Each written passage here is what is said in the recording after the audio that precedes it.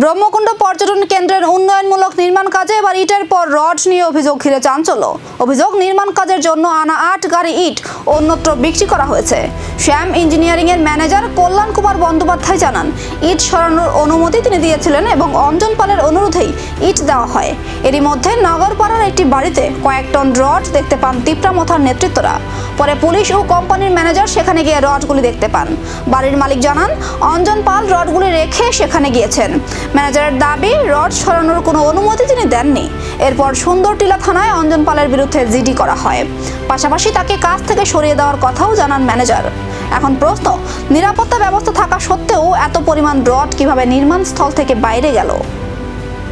একজনের বাড়িতে নিয়ে রাখা হয়েছিল। সেই রডগুলো আজকে সেই কন্ট্রাক্টর বাবুকে নিয়ে এবং এখানকার থানা বাবুদেরকে নিয়ে আমরা রডগুলোকে রিকভার করেছি।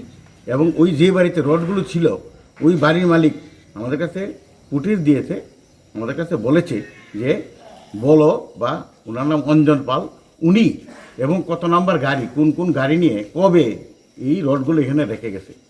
সুতরাং কন্ট্রাক্টর বাবু যিনি এখানে ছিলেন দায়িত্বে, উনি বলছেন হ্যাঁ আমি স্যাটিসফাইড হয়েছি, এই রডগুলো আমার এখান থেকে, আমার সাইড থেকে আনা হয়েছে এবং বলো বা অঞ্জন বাবু উনি চুরি করেছে, এটা আমি এই ব্যাপারে স্যাটিসফাইড, কোনো সন্দেহ নাই।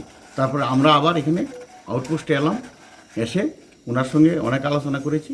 ওনার সঙ্গে 100% আমরা সহযোগিতা করব এবং যিনি চুরি করেছেন তার সঙ্গে আর কে কে আসে, কারা কারা ছিল, কারণ রডগুলো রিকভারি করার আগে পর্যন্ত আমরা এখানে কিছু তথাকথিত নেতৃত্বকে দেখছি, দরকার পড়লে আমি নামও বলতে পারি, কিন্তু রডগুলো উদ্ধার করার পরে তাদেরকে আর এখন পর্যন্ত।